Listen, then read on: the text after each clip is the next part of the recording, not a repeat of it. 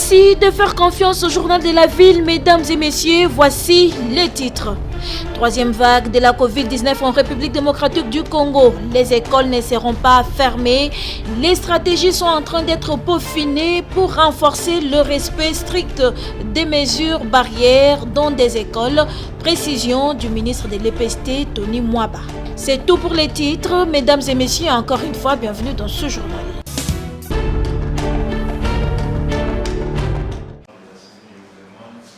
Réforme de la loi portant organisation et fonctionnement de la Commission électorale nationale indépendante, le Forum de la société civile congolaise s'est dit mécontent de voir ces amendements mis à côté par l'Assemblée nationale. Et voilà même ce qui justifie cette tournée organisée auprès de ses pairs ce lundi 7 juin. Première étape à la Commission d'intégrité et médiation électorale CIME, où le forum a discuté avec ses pairs. Juste après cet entretien, le forum de la société civile congolaise s'est dirigé à l'IMET au cadre des concertations nationales de la société civile pour la même cause. Jean-Marie Kalonji, membre du forum de la société civile congolaise, nous fait le point. Il s'agit du forum de la société civile congolaise composé de l'intersyndicale nationale du Congo, l'ordre de médecins, les mouvements citoyens, les ONG de défense des droits de l'homme. Nous sommes mécontents de la façon dont les choses se sont déroulées au niveau de l'Assemblée nationale quant à la loi portant organisation et fonctionnement de la CENI. Les politiques n'ont pas tenu compte de propositions de la société civile et il était question qu'il y ait une dépolitisation de la CENI, mais nous constatons que les politiques dominent toujours dans la composition de la CENI. Et cela ne garantit pas des élections apaisées, comme nous l'avons toujours souhaité, et raison pour laquelle nous sommes en train de rencontrer nos pairs de la société civile. Toujours dans le cadre de mobiliser la société civile congolaise afin que nous puissions trouver des solutions quant à ce problème qui est sur table. Tout ce que souhaite le Forum de la société civile congolaise, c'est de voir ces amendements être pris en compte et que la CENI soit dépolitisée.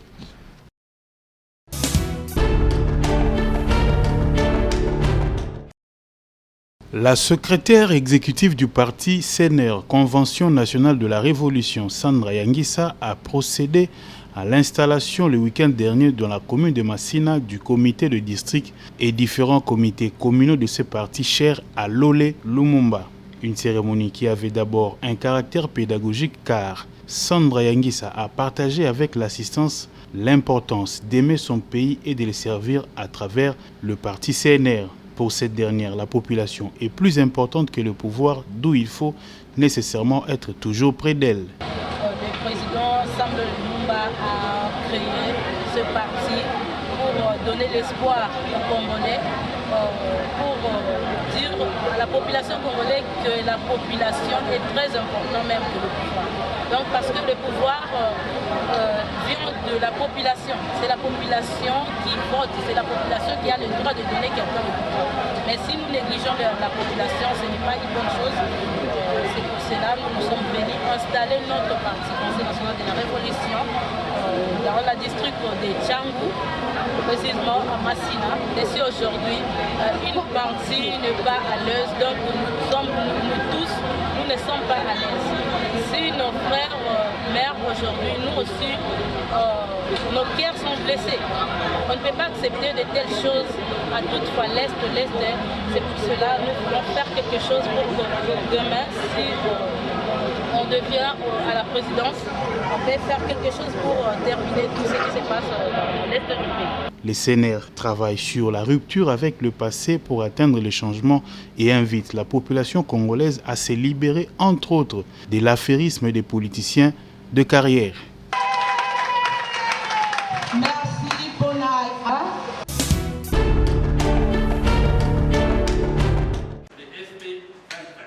À Attendu depuis plusieurs mois, l'atelier d'élaboration du plan stratégique national multisectoriel de planification familiale en République démocratique du Congo pour la période de 2021 à 2025 vient d'être lancé ce lundi 7 juin à Kinshasa au centre Chaumba par le programme national de la santé et de la reproduction, un programme spécialisé du ministère de la Santé, et c'est en présence du secrétariat général à la santé Sylvain Yuma.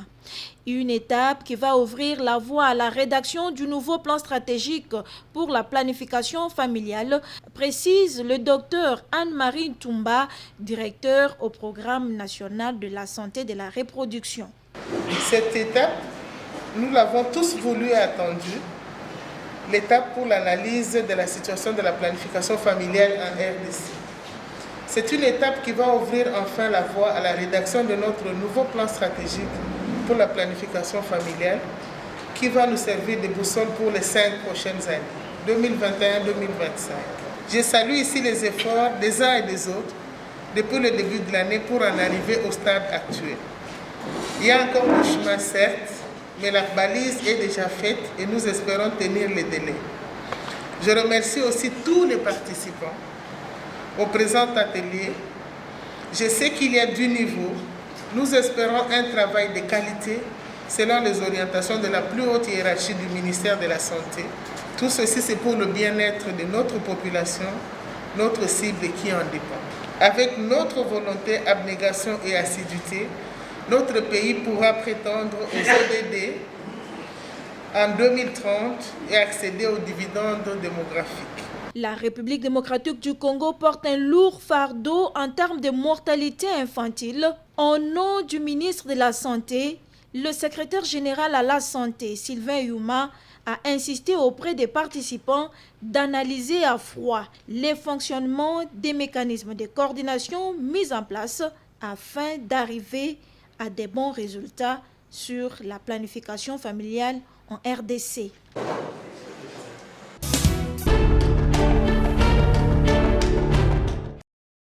Survenue de la troisième vague de la Covid-19 en République démocratique du Congo, le docteur Henri Kieto invite les autorités à mieux communiquer sur cette maladie. Le problème est là, il demeure toujours pour l'heure. C'est un problème de communication et d'information à ce qui concerne notre population. Je m'en vais dire effectivement que la population reste sous-informée jusqu'à l'heure actuelle. Dans cette maladie, je pense que c'est un effort de tous. Et en partant, bien entendu, par là, j'associe et les scientifiques et les politiques doivent se mettre tous ensemble pour essayer de lutter contre cette pandémie. Je ne me cache pas la face pour vous dire que c'est une pandémie qui reste meurtrière. Henri Kieto Soukavita insiste sur le respect strict des gestes et barrières comme garantie de pouvoir se protéger contre cette maladie. Nous devons hausser un peu le ton, la voix à la population, d'augmenter les gestes barrières. Les mesures barrières doivent être renforcées dans la population pour éviter cette pandémie. Nous savons tous que nous n'avons pas assez de moyens. Outre la prévention, je parle bien entendu curatif, donc je parle des lits d'hospitalisation derrière, je parle des services de réanimation qui peuvent faire face si jamais cette épidémie, je dirais, concernée ou aller atteigner bon nombre de notre population, on ne saura pas où caser les patients, où caser les malades. D'où nous devons axer sur aller faire un accès ou carrément aller hausser le ton et expliquer à la population que nous devons faire vraiment très très attention et promouvoir tout ce qui est de mesures barrières, des gestes préventifs pour éviter l'éclosion de la pandémie. Il y a lieu de noter que des nouvelles mesures sont attendues dans le tout prochain jour concernant cette nouvelle vague de la Covid-19.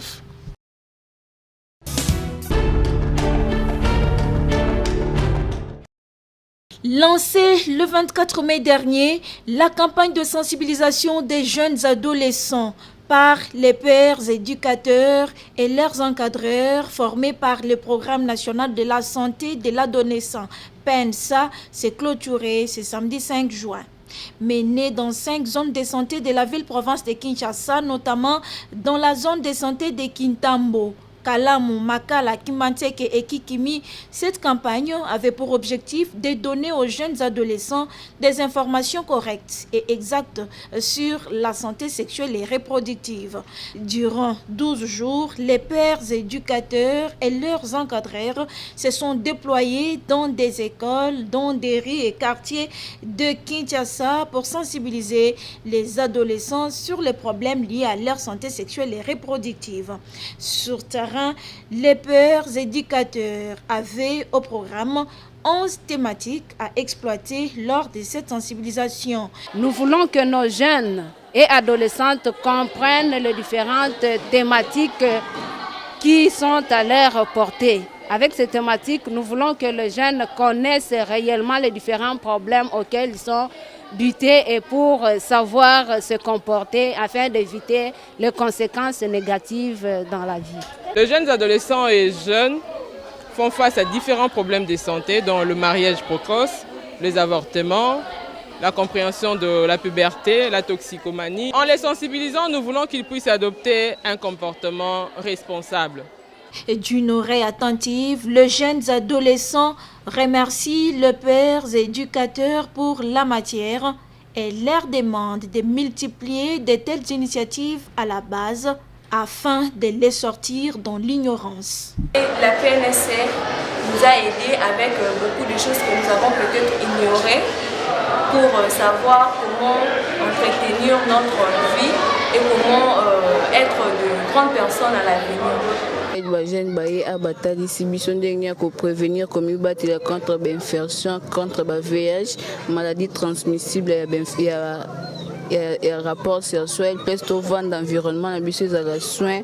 Quelques parents rencontrés sur terrain dans le cadre de cette campagne saluent l'initiative du PENSA. Mwana tango azana koyoka mateya oyo ndenge ba mama ba lobi soka tosi lobi vine kozala malamu. En organisant cette campagne de sensibilisation sur les problèmes liés à la santé sexuelle et reproductive des adolescents, le Programme national de santé de l'adolescent PENSA veut mettre fin à toutes les zones d'ombre sur cette question que beaucoup considèrent comme tabou. Notons que cette campagne de sensibilisation des adolescents par les pères éducateurs menée par le PENSA est appuyée par l'Organisation mondiale de la santé, OMS.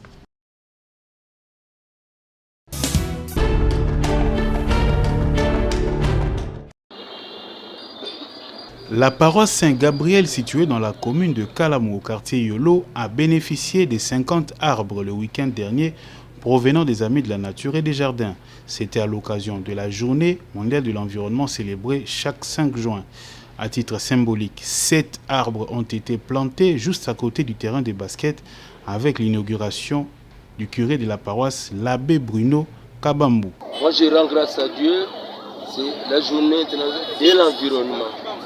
Et puis nous devons protéger l'environnement, la nature. Voilà pourquoi aujourd'hui, en collaboration avec l'Église, alors aujourd'hui, avec ce que nous posons comme acte, l'arbre est là, l'arbre c'est la vie, nous commémorons aujourd'hui la belle époque. Vous voyez vous-même la belle époque, la capitale, Kinshasa, comment cette belle époque était. Limiter les arbres partout, ma campagne, et autres qui Mwenza. Pourquoi ne pas suivre cet élan? Voilà, je crois que nous donnons l'impulsion pour que toutes les personnes averties sachent que nous devons protéger la nature. Dr Alain Thierry Kongolo de l'Association des Amis de la Nature et des Jardins n'a pas manqué de s'exprimer. Nous devons être responsables de notre environnement. En 2021, responsable de notre environnement. En 3021, 4021. C'est aujourd'hui que nous devons vraiment faire le pas. Aujourd'hui, c'est la restauration des écosystèmes. L'écosystème, c'est là où les gens vivent sans problème, comme Dieu avait créé. Il y a le poisson qui doit se nourrir de ceci, les oiseaux qui doivent... C'est l'écosystème. Mais nous, les humains, quand nous venons, généralement, nous dérangeons. C'est comme ça que nous sommes venus aujourd'hui à Saint-Gabriel pour planter ces arbres et appeler à nos compatriotes, tous nos contemporains, de vraiment respecter cette journée internationale, mais de respecter l'environnement. Tout juste après, Jean Mangalibi, coordonnateur de cette organisation, a rassemblé quelques mamans pour leur apprendre la culture des légumes en sac. Un échange très fructueux.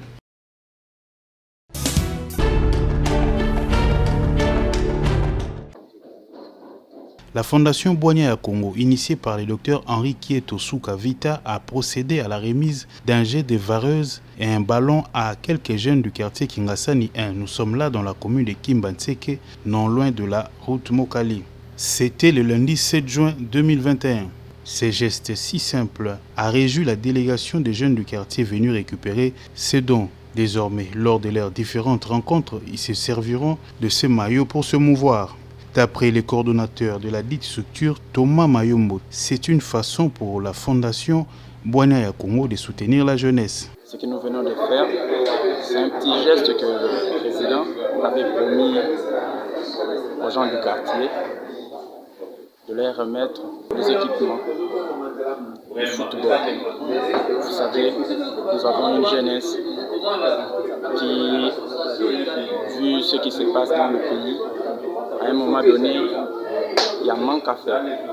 Mais si déjà de tels gestes, le président arrive à le faire, ça fera en sorte que la jeunesse, au lieu de vaquer à d'autres occupations que nous ne savons comment qualifier cela, ils auront quelque chose à faire. Les bénéficiaires disent ici toute leur satisfaction. Merci beaucoup. Oui, vraiment, mouvement est le bousseau. Pour soutenir mon makasi et que nous avons le boko et qui n'est pas dans musica. On a vraiment quartier. Vraiment, papa, Renza m'a battu le makasi. Après, solution, on y a collègue na o mimi. Pour te tanguer bimaka pour se tirer la ville, mais yo, il faut flou que le soit collègue. Baki na rendez-vous na papa baki akoya kota la biso, akomemela la biso moi, ba souvenir na ye o ONG. Yango mo to zelaki papa ye atikeli biso équipement wana, atikeli équipement pamba atiki na ballon pour ko soutenir mais initiative o ya papa kotombola ngo et telema ezala susu koleka susu ndenge to za boye. Il faut noter par ailleurs que la Fondation Boigna Congo œuvre dans plusieurs domaines, entre autres l'éducation ou encore la santé. Voilà.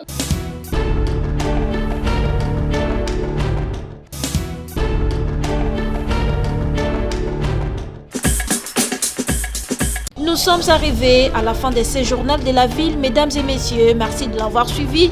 Le prochain rendez-vous est fixé pour ce mercredi.